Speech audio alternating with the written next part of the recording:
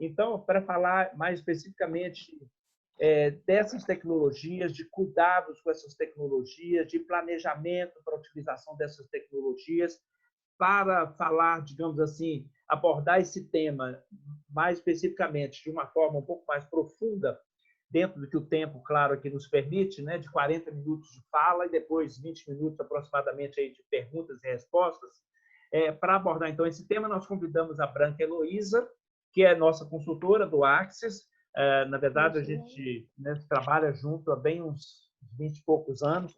A Branca, ela é graduada e pós-graduada em Tecnologia da Informação e Tecnologia Educacional pela PUC do Rio e pela PUC Minas, e tem trabalhado ao longo aí das últimas 3 décadas, aproximadamente, com gestão de projetos na área de inovação tecnológica, na área de responsabilidade social corporativa, na área de privacidade e proteção de dados, né? Ela é especialista em LGPD, na Lei Geral de Proteção de Dados, tanto em instituições educacionais como em instituições não educacionais, desde ensino, educação infantil até educação superior, né? As instituições de ensino superior.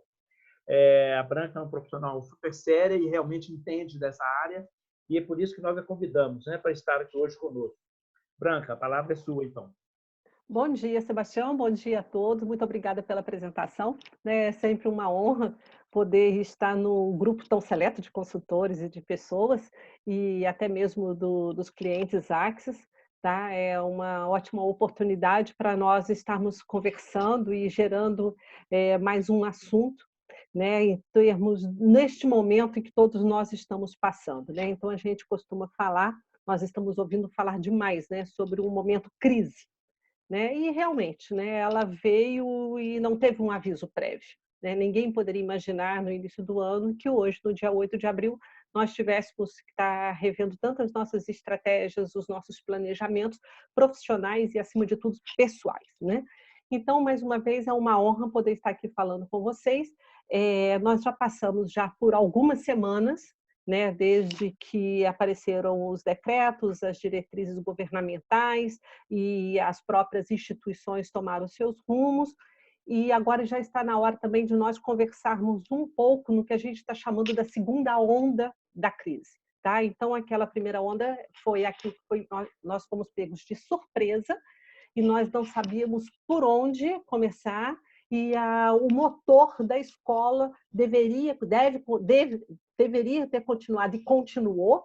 Então, como é que agora, entendeu, nós podemos estar estabelecendo processos, planejamento, tá, para que a gente possa estar caminhando deste ponto à frente. Tá?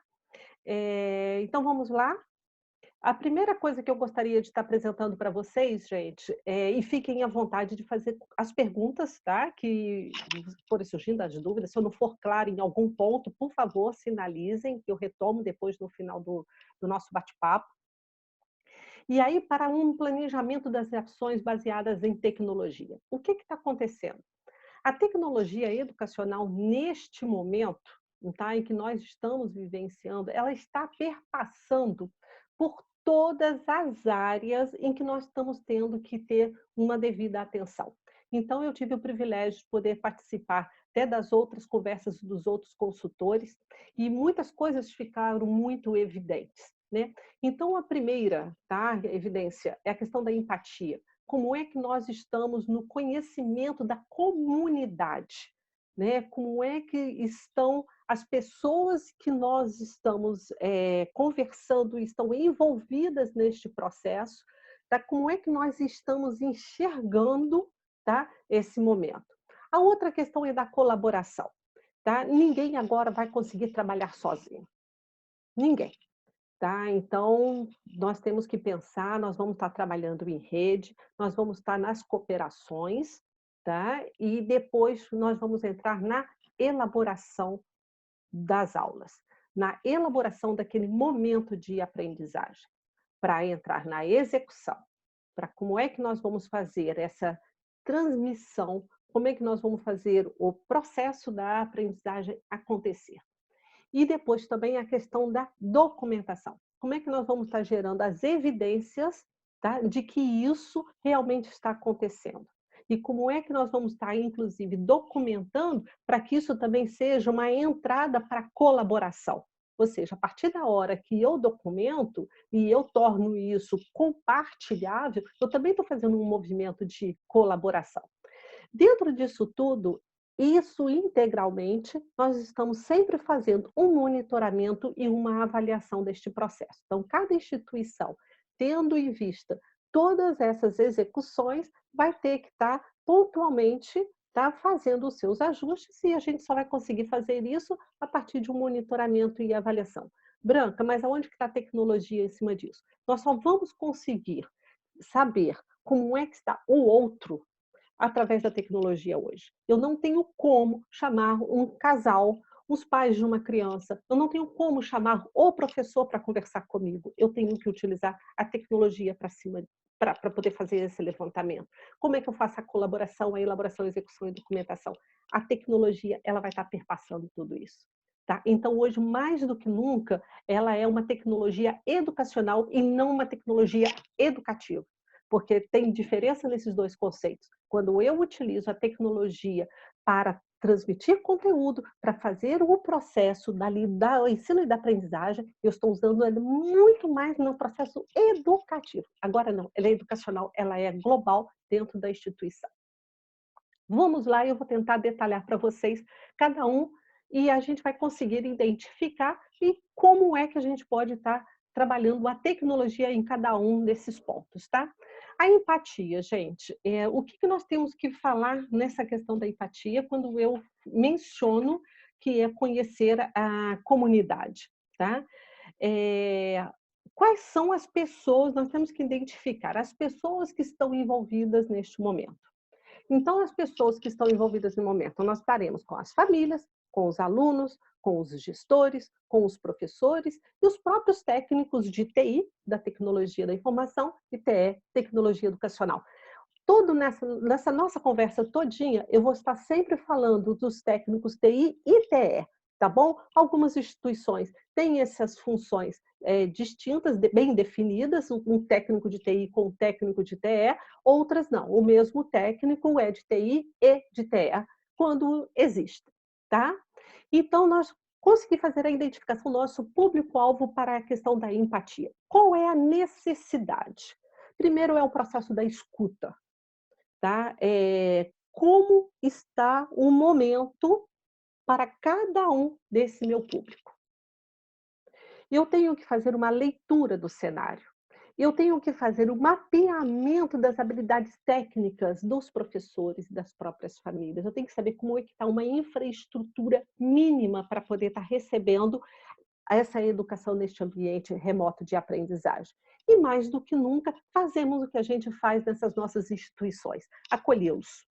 Tá? Então, nós estamos passando por um momento em que nós temos e que está o emocional e o racional, essa hora o emocional ela está muito elevado. Então, nós temos que estar escutando este momento. Eu tenho conversado com algumas pessoas, até conhecidas, e famílias, né? Em que a mãe está fazendo home office, o pai está fazendo home office e ela está com 2 filhos em educação básica. Então, assim, como não escutar isso? Aí você, mas eles têm computador, eles têm notebook, eles têm celular. Tá, mas isso todo mundo. Aí você sabe qual é o problema dessa família? É o espaço físico. Estão todos na mesa de jantar. O pai está com o seu notebook da empresa, a mãe está com o seu notebook da empresa e o filho fazendo uma locução com o professor, ou pelo celular, ou pedindo, e aí ele, dependendo da faixa etária, está vendo a mãe e pede à mãe uma ajuda, e a mãe não pode interromper, porque está num webinário, o outro está fazendo uma videoconferência. Ou seja, nós temos que estar entendendo este cenário, tá? Depois, gente, para a educação no ambiente remoto de aprendizagem, nós temos que estar incentivando a colaboração. Como é? Quem são, então, as pessoas, mais uma vez, que vão estar envolvidas nesse momento de colaboração? As famílias também vão estar, os alunos, os gestores, os professores e os técnicos. Ok. Quais são as necessidades deste momento? E aí eu espero, vamos lá, que a gente vai entender como é que a tecnologia vai estar perpassando também neste aspecto. A formação de uma rede de trocas e de compartilhamento. Nunca um professor precisou tanto conversar com outro professor, nunca um professor precisou tanto de um técnico, nunca um professor precisou tanto de um gestor, o gestor nunca precisou tanto de conversar com uma família, os alunos nunca precisaram estar tão em relacionamento com os outros colegas para a execução das atividades, ou seja, apareceu a necessidade de uma rede de compartilhamento. A outra coisa está na colaboração em relação à capacitação técnica. Pelas habilidades técnicas, tá? Então, assim, técnicas ligadas à tecnologia mesmo. Aí vamos falar do instrumento tecnológico. Nunca se precisou tanto de multiplicadores. Nós sabemos que nós temos, tá, alguns níveis de habilidades e de capacitações técnicas do nosso corpo docente, dos próprios gestores e também das próprias famílias. Tem algumas que estão com um nível de informatização muito mais elevado do que outras. Eu peguei uma pesquisa que agora bem recente, me surpreendeu. Quando nós estávamos pensando em tecnologia, notebook, tablet e celular, apareceu a televisão. De 2018 a 2020, o que cresceu o uso da televisão com acesso à internet foi, assim, impressionante essa curva, entendeu? E olha, estamos aí agora, como é que a gente faz? Como é que o pai, às vezes, liga aquela televisão e não está nem sabendo que a televisão dele é smart, tá? E o próprio professor também não sabe que ele pode estar sugerindo uma atividade que seja feita através da televisão. Ou seja, vamos compartilhar, vamos divulgar, criar redes, né? Cartilhas de boas práticas, alunos, quando vocês entrarem, entram com a webcam ligada, mas tirem os seus microfones. Alunos, naquele horário nós vamos estar trabalhando a atividade tal, porém é importante que vocês estejam. Ou seja, quais são as boas práticas? Como é que nós vamos comunicar às famílias que aquele momento é o momento da instituição? Se entrar, e isso é uma outra coisa que nós vamos ter que estar muito atentos nas próximas semanas, que eu já estou começando a ouvir casos também de invasores, tá? Pessoas mal intencionadas em nome da escola, entendeu? Estão entrando, estão pegando dados dos alunos, dados das famílias, para fazer depois um e-mail, para fazer um marketing direto. Não chega nem a ser uma invasão para malefícios de outras formas, mas sim pegar, olha, em nome da escola, você gostaria de eu mandar para vocês um material para poder ajudar? Vamos lá, vamos fazer isso e compartilhar as boas práticas para esse momento, tá?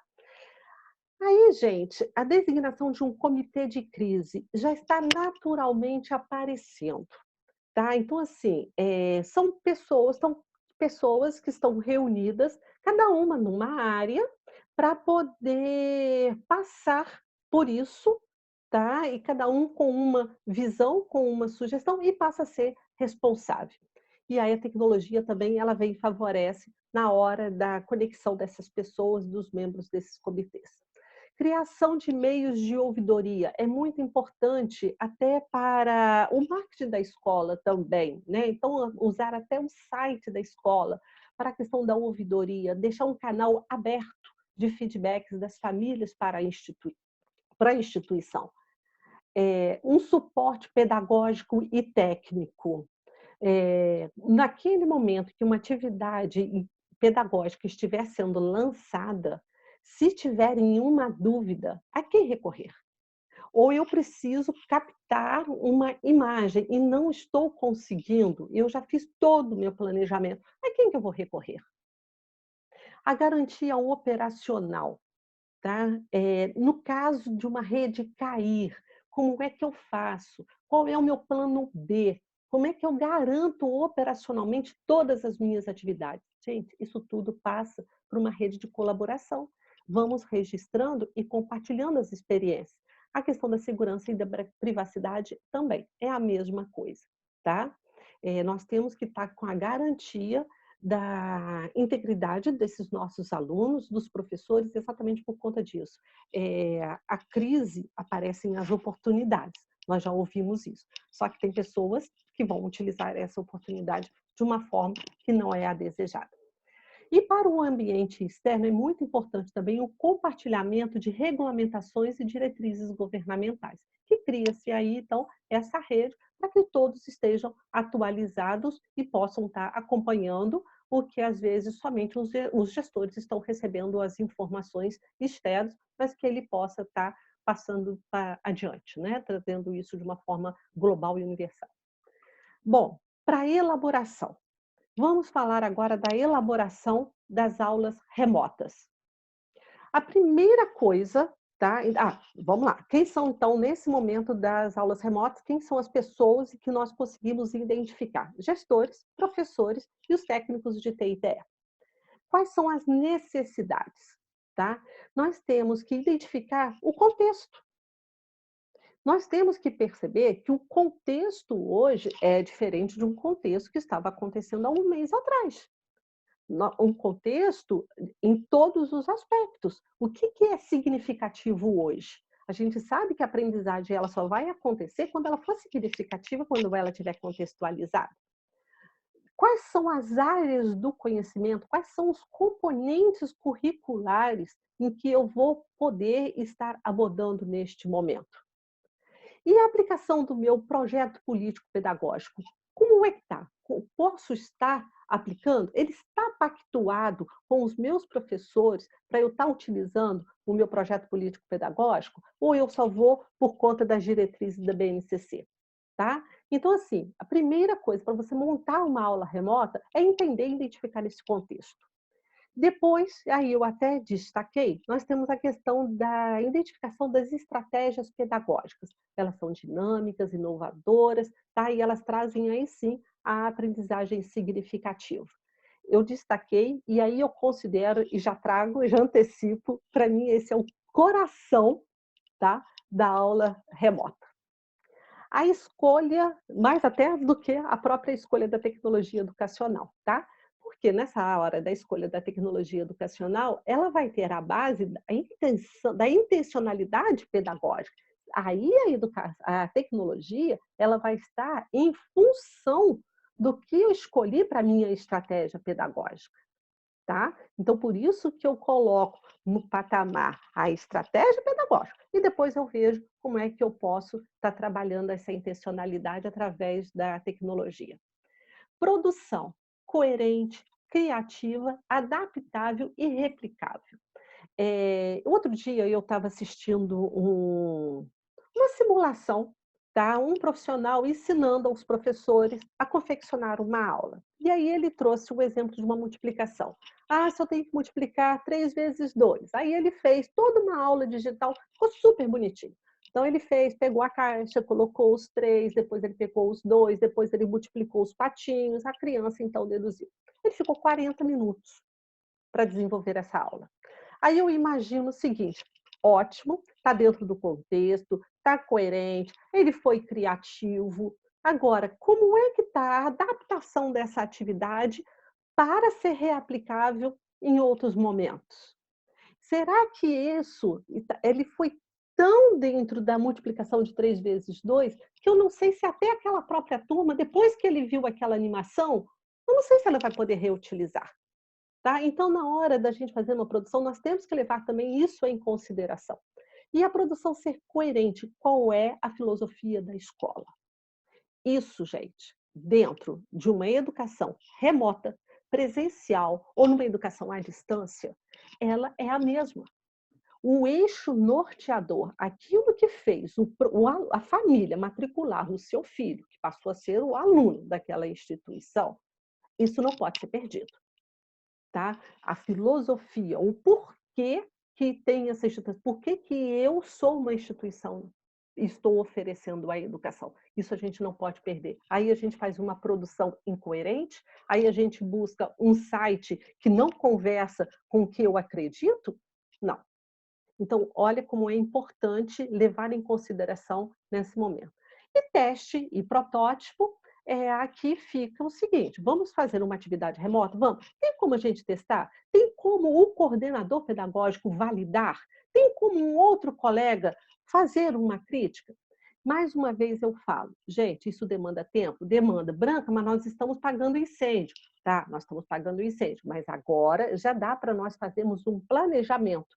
Enquanto as aulas estão acontecendo, em que momento do dia, em que nós podemos estar programando para estar fazendo isso tudo acontecer? É a segunda onda, tá bom? Vamos estar sempre lembrando disso. Passou, agora já está na hora de nós estruturarmos para que isso possa estar acontecendo da melhor forma possível. A execução, tá? Como é que é a execução neste ambiente remoto, tá? Quem são? Famílias, alunos e professores. Interessantíssimo se puder enviar um material prévio. Fazer agendamento. Olha, no dia tal, nós estaremos falando sobre o tema tal, tá? Avaliação pontual. Acabou aquele momento, tentem avaliar. Não precisa ser uma avaliação formal, mas até pela própria percepção da fisionomia daqueles alunos, ou da forma que eles interagiram, ou das mensagens, vocês conseguem receber o feedback de como foi aquela atividade, como é que os pais eles entraram nos seus argumentos. Isso, gente, gera registro dos alunos e dos professores. É importantíssimo para aquela outra fase nossa da documentação, nós termos isso tudo muito bem definido. Vocês conseguem entender e perceber que para envio prévio de material vai estar a tecnologia envolvida, que para o agendamento vai estar a tecnologia, todos esses aspectos da tecnologia vai estar envolvida? Então, nós temos depois que estar verificando, tá, quais são as tecnologias disponíveis para estar dando base a tudo isso. Tá? Cabe aqui falar uma coisinha com vocês muito rapidamente. Na execução dessas aulas, o papel das famílias. Tá? Eu não quero abrir muito essa discussão, mas é só para trazer aqui para vocês algumas coisas, tá? É aquilo que eu falei, as famílias também estão em home office, tá? Então está todo mundo ali junto. Eles estão fazendo as interferências, às vezes os filhos estão ali numa videoaula e o pai fala, professora, boa tarde, bom dia, muito prazer conhecer, tá? Eu sou a mãe do fulaninho, tá tudo bem? Ou seja, as famílias, elas também estão participando deste momento. Tá? E outra coisa, quanto menor a série, tá? Ou seja, passando da educação infantil até o ensino médio, que são os segmentos que nós estamos conversando aqui agora, quanto mais novinhos esses meninos, quanto menor for a série, o ano dele, maior é a influência da família. Mais requisitado essa família vai ser. Ou seja, a autonomia ela cresce à medida dos anos escolares. Tá? Então, na hora de planejar e executar as aulas, prestem atenção nessa faixa etária que vocês vão estar trabalhando. Estabelecimento de padrões e procedimentos. Tá? Por que isso aqui ele é importante para poder estar fazendo uma documentação? Nós precisamos estar criando evidências. Horas trabalhadas hoje é horas aula, tá? Então, nós precisamos estar demonstrando como está acontecendo. Isso é um aspecto. É importante ter os relatos de experiência. Ah, mas a escola só colocou ali uma atividade, o aluno fez sozinho.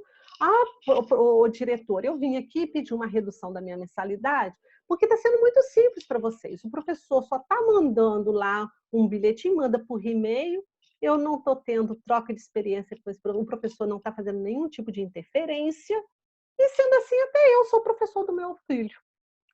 Então, assim, é importantíssimo o relato das experiências, da interação do educador com o aluno. Não precisa ser só por web, mas qualquer mensagem pelo WhatsApp, entendeu? É importante estar estruturando como é que vai ser feito esse levantamento dessas evidências, como é que vai ser sendo demonstrado isso. A multiplicação. Quando você está documentando, gente, vocês estão criando possibilidades de multiplicar, de outras pessoas estarem vendo. Entra naquele outro aspecto da colaboração. Vamos criar um repositório de boas práticas, tá? Traz a visibilidade. Olha que interessante saber que a escola, que aquele colégio está agindo desse jeito. Não vamos esquecer das matrículas para 2021, como é que a escola agiu em época de crise, tá? Serve de base de treinamento e de capacitação e, como eu disse, comprovações legais. Tá? Eu retomo o privilégio que eu tive de assistir às palestras dos outros consultores. E uma que me chamou muita atenção foi a palestra jurídico. Tá? Como é que eu vou comprovar que a tecnologia, esse ambiente remoto está atuando, como é que a escola ela está agindo? E se nós fizermos com planejamento, melhor ainda.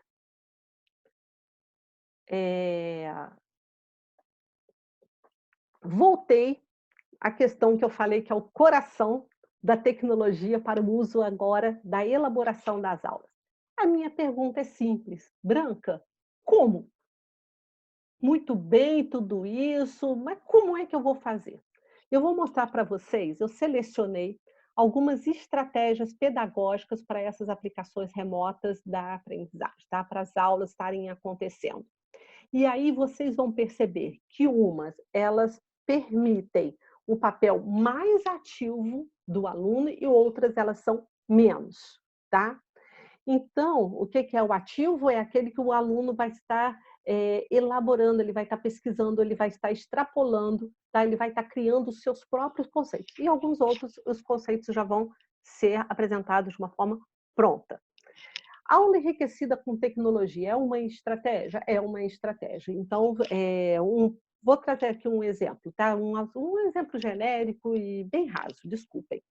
Mas eu estou ensinando sementes, tá? Estou ensinando germinações de sementes. Então, o que o professor pode fazer? Ah, tá, eu tenho que mostrar, vou falar para ele sobre o pé do feijão. Pé de feijão.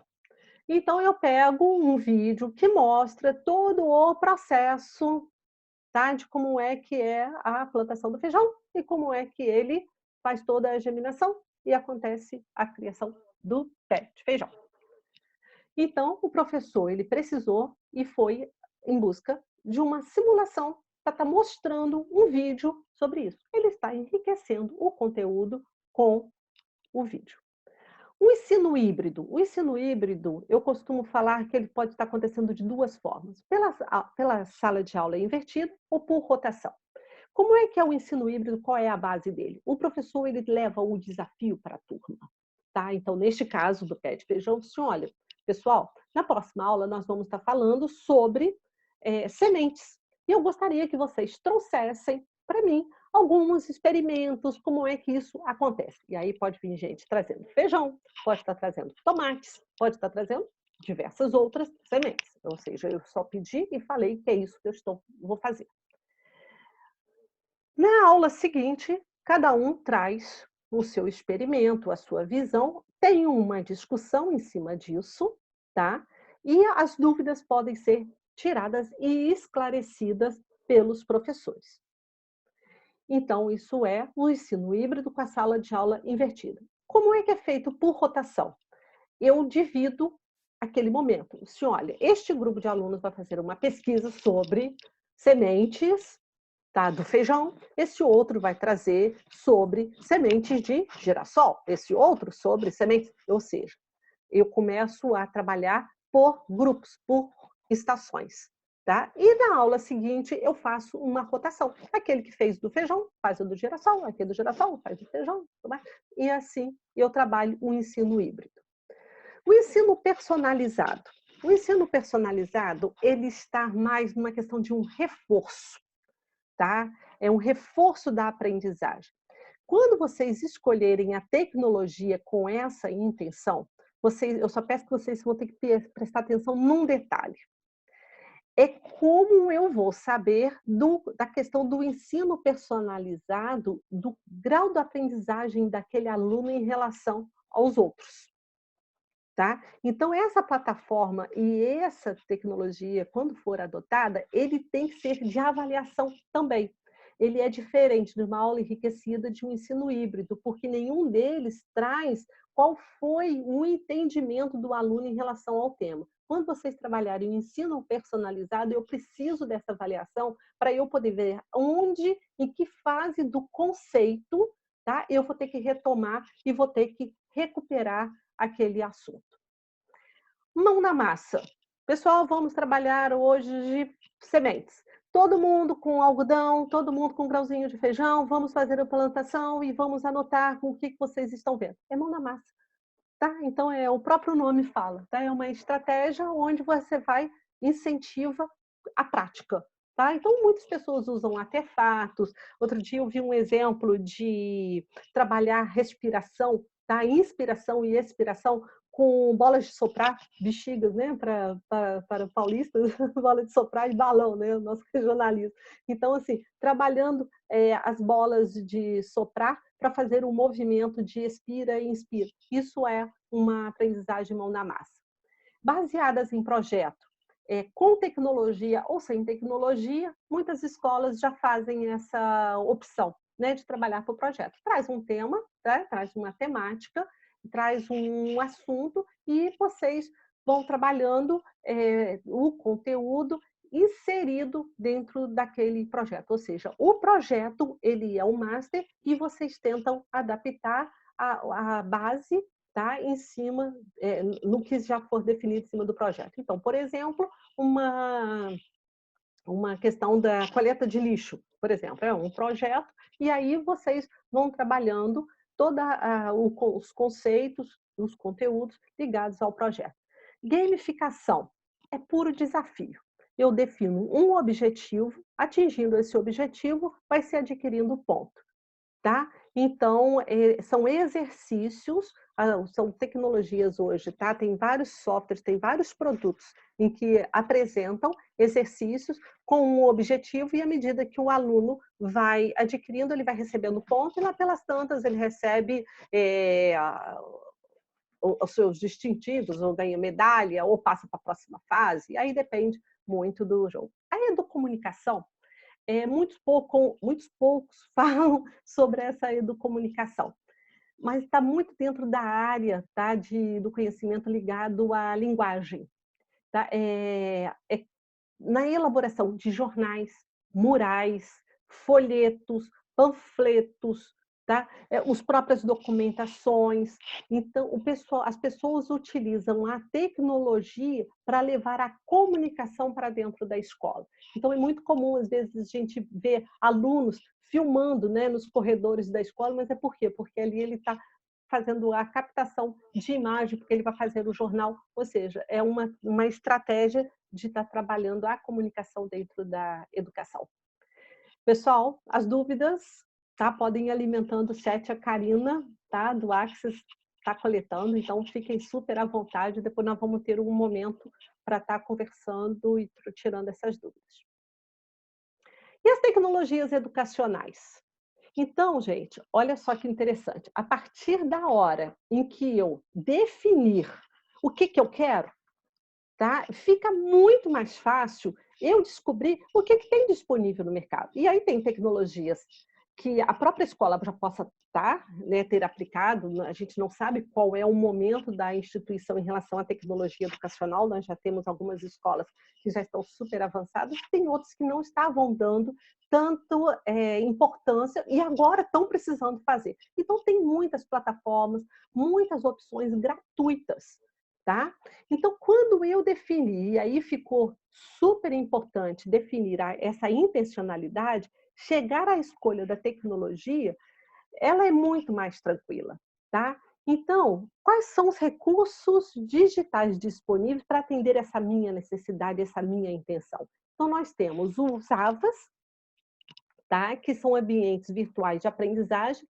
A Graça, não sei se vocês tiveram a oportunidade de ouvi-la, foi na segunda-feira, do dia 6 de abril, a Graça falou muito bem, e assim, eu vibrei na hora que ela falou do Khan Academy, tá? Então, assim, é um ambiente virtual de aprendizagem, ele é muito completo, ele traz retornos, tá? Ele favorece demais esse momento em que nós estamos passando, tá? Temos a escola digital, temos o portal das próprias editoras dos livros didáticos, nós temos o Google Classroom, né, o Google Sala de Aula, e o Geek One. Esse Geek One, a última notícia que eu tive, era uma plataforma e ela era paga. Eu não sei se nesse momento que nós estamos passando, se eles estão arrumando alguma outra estratégia de liberar essa plataforma, pelo menos parte dela, de uma forma gratuita. Realmente, eu não sei dizer, mas eu já fiz uma avaliação dessa plataforma, ela é muito interessante, mas a última notícia é que ela era paga. As outras não, as outras são todas gratuitas. Bibliotecas de conteúdo. Vocês lembram que eu falei para vocês das aulas baseadas, enriquecidas em tecnologia? Elas buscam essas bibliotecas de conteúdo. São os ODAs, os objetos digitais de aprendizagem. Nós temos os repositórios de mídias digitais e é o próprio MacRed, tá? Ele tem uma plataforma com várias opções para vocês extraírem e enriquecer as aulas com tecnologia. E os e-books, né? Também temos muitos livros, muitas coisas disponíveis que possam estar enriquecendo. As aulas síncronas, aqui eu coloquei só um conceito, rapidamente eu vou falar para vocês o que é aula síncrona. Esse nosso bate-papo é um bate-papo síncrono. Na hora que nós terminarmos aqui às 11 horas e esse vídeo ficar disponível, ele passa a ser assíncrono. Só para trazer muito basicamente essa informação para vocês. Então, para as aulas síncronas, aquelas aulas onde os professores e os alunos vão estar interagindo nesse formato online em tempo real, tá? Isso é o conceito, é em tempo real. Isso é uma aula síncrona. Nós temos o Zoom, é esse que nós estamos até utilizando aqui. Nós temos o Hangout, Skype, os próprios aplicativos de videochamada. Só peço que atentem. Sebastião, quer falar alguma coisa? Ah, desculpa. Sim. Uhum. Tá. Obrigada. E o compartilhamento de telas. Perguntas e respostas. Google Forms. Esse, para mim, é o campeão. Pergunta e resposta? Façam no Google Forms que vocês vão recebê-lo. Agendamento. Branca, como é que eu faço aquela história toda do agendamento? Google Calendar. Também podem estar utilizando. Aulas expositivas. Como é que eu apresento as aulas expositivas? Tá? Temos as próprias apresentações do Google, temos o PowerPoint e Sway. Sway, ele é um PowerPoint, ele também é da Microsoft, mas ele é muito interessante. Eu gosto muito dos recursos que o Sway ele apresenta. Estrutura de pensamento, aquele como é que se eu faço o meu aluno pensar antes, mapa mental, tá? Então nós temos o Mapmeter e temos o MindMaster, tá? E os editores de textos, de planilha, né? Aí podemos estar utilizando o Google Suites e o Microsoft Office. Gente, agora chegamos então no que eu queria falar com vocês dos desafios. A gente sabe que não vai ser fácil. Nós precisamos ter agilidade nessas tomadas de decisões. É um momento onde o emocional está maior do que o racional. Nós estamos passando por problema de recursos escassos. Nós estamos com pouco tempo, nós estamos com poucas pessoas e nós estamos com os aspectos físicos, tecnológicos escassos também. A gente não sabe o quanto que a gente pode estar garantindo nisso tudo. Nós temos que manter a coerência com as práticas pedagógicas, o antes e pós-pandemia. Só vou trazer um exemplo aqui rapidinho. Vocês imaginam aquela cena do professor entrando na sala de aula e falando: alunos, todos com seus celulares dentro da mochila. Agora vira o professor: alunos, todos com os seus celulares ligados. E pós tudo isso, como é que o professor vai chegar na sala de aula? Alunos, o que vocês vão fazer com seus celulares? Vocês vão colocar dentro da mochila ou vocês vão colocar nas suas carteiras e nós vamos estar trabalhando juntos com os seus celulares? É um desafio. Público-alvo, as mudanças nas relações. Nunca a escola teve que se relacionar tanto com a família e com o aluno juntos. Tá? Educação infantil, esse é um desafio, por causa da autonomia diante da tecnologia. Tempo de permanência do aluno diante do recurso digital. Por quanto tempo que a gente consegue manter a atenção do aluno diante de um recurso? As propostas inclusivas digitalmente.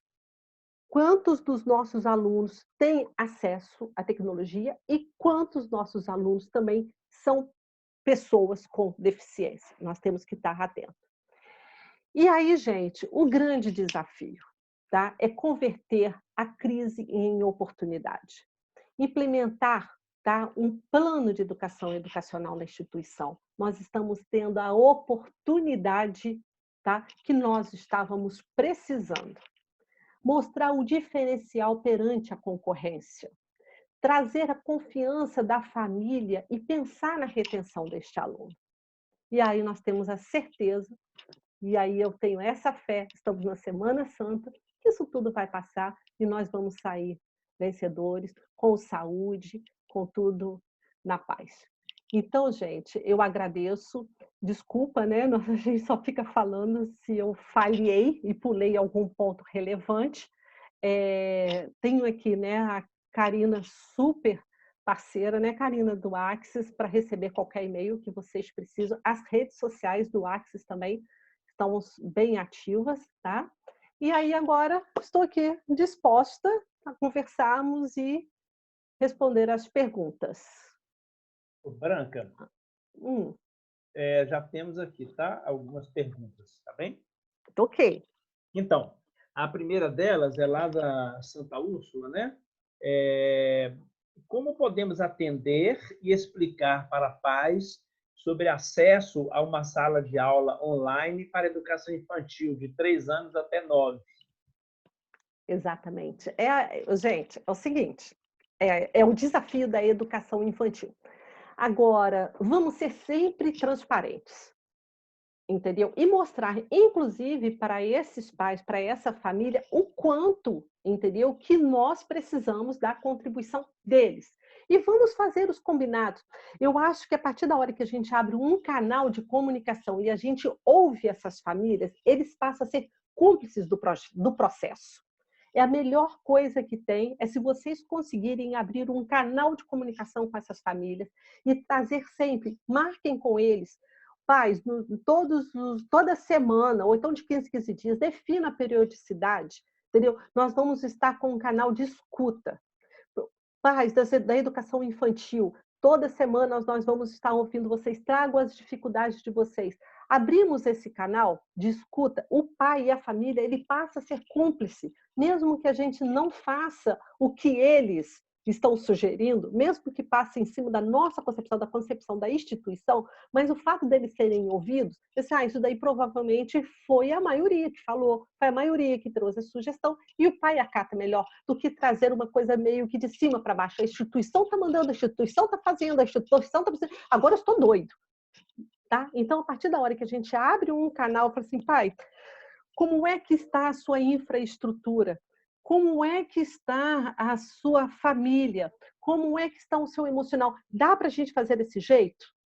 Na hora que a gente abre isso, e mesmo que a gente traga uma proposta que a gente já esteja formatada, a família ela vai se sentir ouvida, escutada e vai se sentir querida. Então, independe, inclusive, do segmento. Tá? Então, para a educação infantil, façam aquelas cartilhas de boas práticas, divulguem melhor o site de vocês. Pais, olha, se vocês tiverem dúvida, nós estamos aqui com a nossa rede social, tá? Entra na nossa página do Facebook, veja o que os outros pais estão trazendo como sugestão. Tá? Então, assim, eu acho que isso tudo a gente vai estar quebrando, entendeu? Um pouquinho desse gelo, dessa rejeição, né? Eu acho que os pais eles já entram um pouco mais satisfeitos e colaborativos. Tá? Sebastião, o seu fone está... Não, desculpa, ok. Ok? Uma pergunta colocada aqui pelo Márcio Moreira, né? É bem interessante. O aluno, nessa situação atual, né, peculiar, está aprimorando sua autonomia de estudo, não é? Como aproveitar esse ganho de aprendizagem? Qual a importância dele? E no caso dos professores?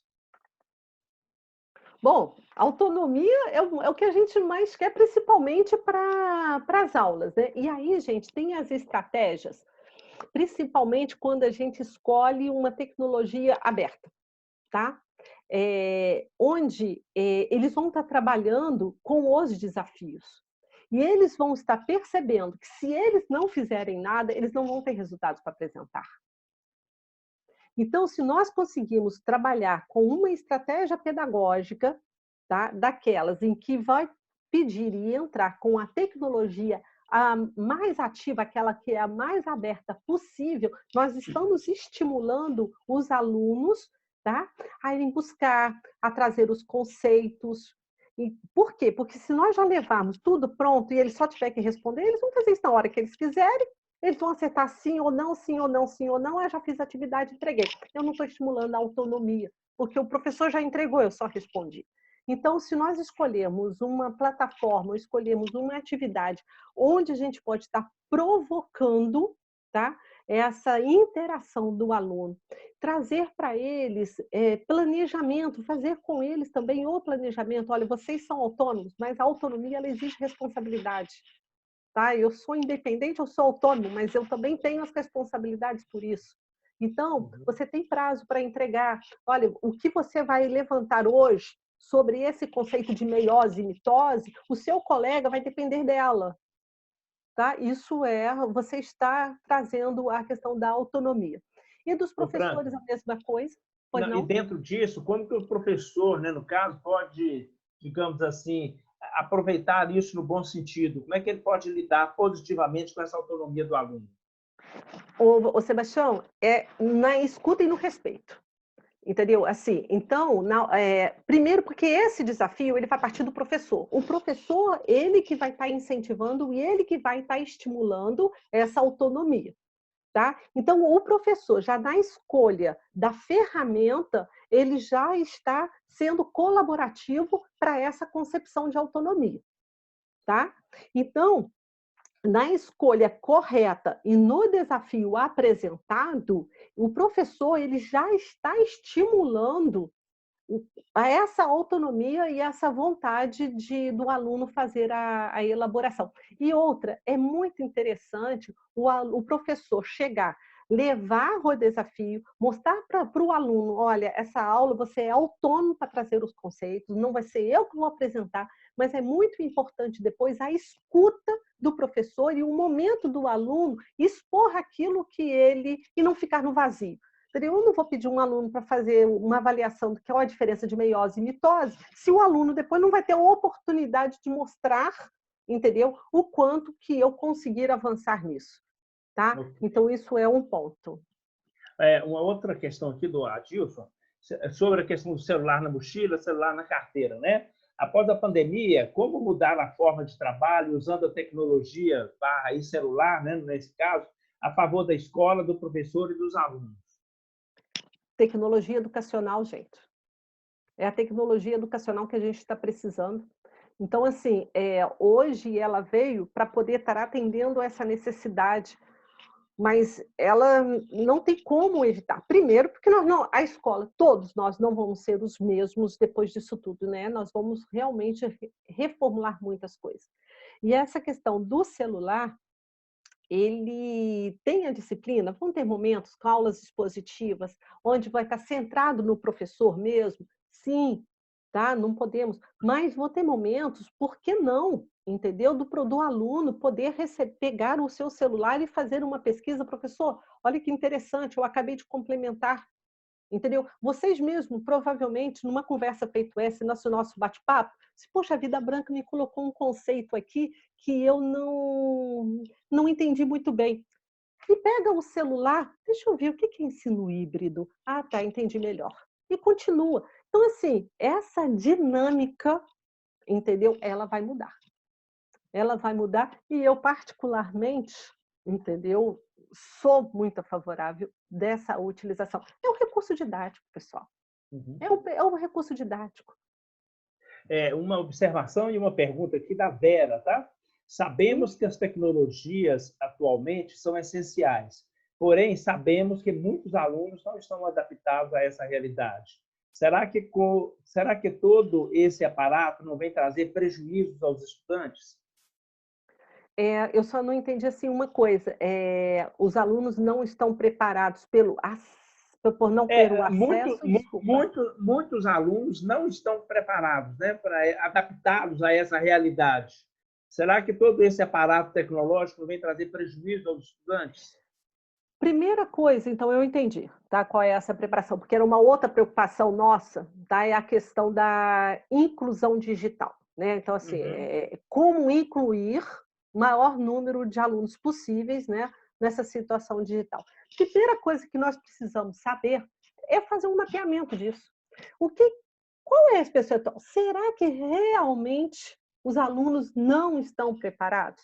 Será que isso já não é tão natural, entendeu? Eles abrirem e clicarem, é tudo tão intuitivo, é tudo tão amigável.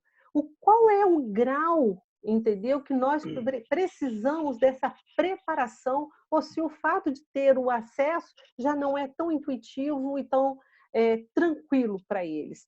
Então, a gente realmente tem que ter essa baliza, primeiro para saber o quanto que eles têm acesso e o quanto que não têm. E aqueles que não têm, o que a gente pode estar oferecendo são as dicas mesmo, e fazer as multiplicações. Então, a gente pode pegar aquele aluno que esteja um pouco mais avançado, ou que tenha um pouco mais de tranquilidade, e chamá-lo. Isso eu acho, gente, que é uma situação muito difícil de acontecer. São raros os alunos que hoje têm dificuldade de estar utilizando a tecnologia. Mas a gente tem as estratégias da multiplicação, de trabalhar em parceria, entendeu? Isso daí é uma É forma. uma outra questão do Márcio Moreira, né?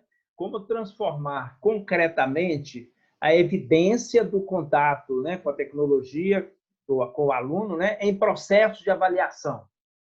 Bom, nós podemos estar fazendo as avaliações de um formato, inclusive, digital. Tá? Nós podemos estar fazendo as planilhas. Primeiro, o seguinte, vamos até voltar. Existem algumas plataformas e tem alguns recursos, tá, que eles já estão fazendo essas avaliações. Eles já trazem, de acordo com o desempenho de tempo e resposta, o tempo que o aluno ficou diante daquele item e a resposta que ele apresentou, a própria plataforma já te traz uma indicação. Não, Branca, isso eu não tenho esse recurso, não estou achando, como é que eu poderia fazer? Vamos elaborar planilhas, tá? Vamos elaborar os gráficos de, olha, eu estipulei, eu dei para aquela turma aquele conceito e pedir uma avaliação. X me responderam, X não responderam direito, tantos da família reclamaram, tá? E tudo bem, por isso que eu falo do monitoramento e avaliação frequente e constante, tá? Porque ali vocês conseguem verificar e fazer os ajustes. Errar, entendeu? Errar hoje, entendeu? É tranquilo, pessoal.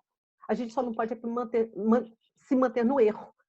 Tá? Então, nós pegamos, levamos o desafio, os alunos trouxeram, foi satisfatório? Registre quantos alunos entregaram, quantos fizeram, quantos não fizeram, e vão registrando isso. Depois a gente faz um gráfico em cima disso e apresenta, e está aí constatado, e está aí a evidência.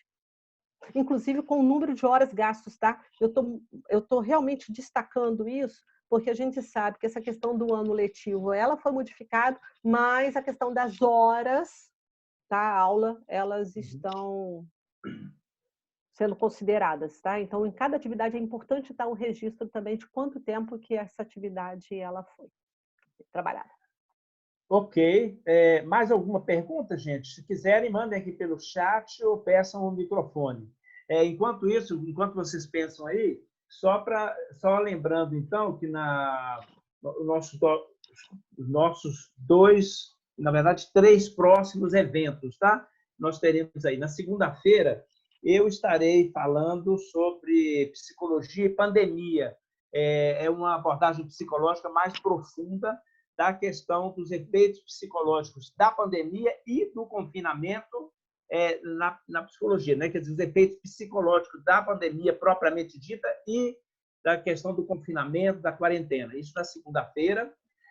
No dia 15, o Namilton, a quarta-feira, vai estar falando sobre linhas de crédito emergenciais, né? E na terça-feira nós teremos um outro evento também, e a programação vai ser mandada para vocês ainda essa semana dos outros eventos da semana que vem. Esses dois que eu mencionei agora, do dia 13 e do dia 15, já estavam anteriormente marcados. Só vocês ficarem atentos aí a essa programação total, ok? Uhum. Há alguma pergunta nova? Se a Quer dizer, Graça, não sei se a Graça está nos ouvindo, se ela quiser complementar também, porque estamos tão juntas, né, mas nesse um tem uma outro outra, momento. aproveitando só um minutinho aqui, tem uma outra colocação do Márcio mesmo, né? Está fazendo. Na Itália, há uma tendência do processo de flexibilização das avaliações, evitando-se a repetência. Vocês pensam que isso pode ser aplicado ao Brasil? Só fazendo um parênteses, né? Eu diria que isso não é só na Itália. Outros países, na verdade, lidam de forma muito diferente com essa questão de repetência, né? E com a questão das próprias avaliações, né? Eu diria que aqui no Brasil nós estamos ainda muito atrasados nessa questão de avaliação. Acho que tudo tem que ser avaliado com notinha, com... não é isso não. Em muitos países trabalham com portfólio, como a Graça já falou aí no encontro passado, né? Trabalham com avaliações apenas uma prova por ano ou duas provas por ano.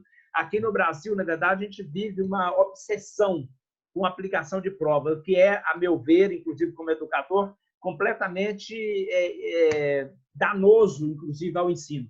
Mas, Branca, o que você acha com relação a essa flexibilização? Olha, eu sou totalmente a favor. A questão do portfólio, eu já incentivo isso na hora que... Porque, assim, a tendência, em termos de maturidade numa instituição em relação ao emprego da tecnologia na educação, ela começa primeiro, tá, com as aulas enriquecidas com tecnologia.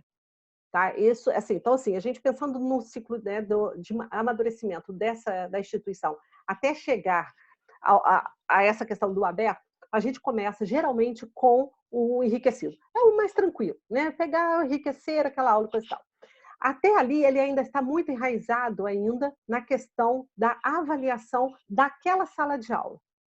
Na medida que nós vamos mudando as concepções, tá, pedagógicas, as nossas estratégias pedagógicas com o uso da tecnologia, quando a gente já começa a trabalhar já com plataformas abertas, tá, de aprendizagem virtual, tá, usando a tecnologia, quando a gente já começa a trabalhar com projetos, quando a gente já começa a trabalhar com mão na massa, essa avaliação ela já não cabe tanto. Vocês vão ver que naturalmente os registros dos alunos, o portfólio, o que eu achei dessa atividade, o quanto que isso serve para a minha vida.